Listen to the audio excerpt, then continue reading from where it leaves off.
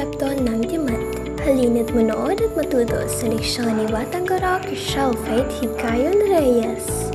Ano nga ba ang konsepto ng demand, Panipining Reyes?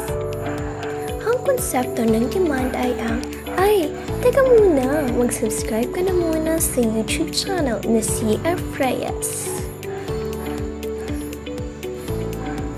Ano nga ba ang demand?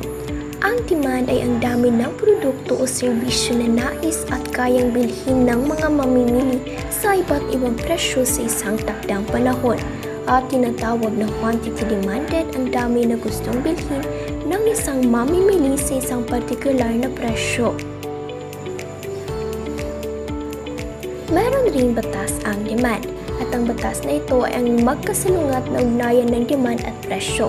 Pinagpapalagay na dito na ang presyo lamang ang nakakapagpabago sa demand. Ang batas ng demand ay may dalawang uri at ito ang substitution effect at ang income effect. Substitution effect.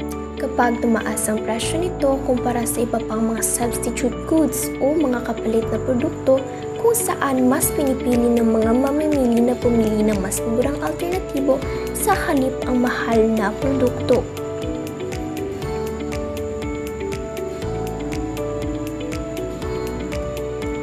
Income effect.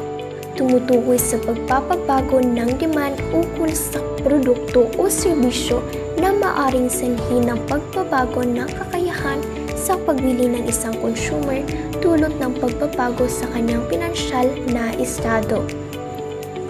Sa ngayon ay dito na muna tayo magtatapos. Naway meron kayong natutunan sa aking leksyon.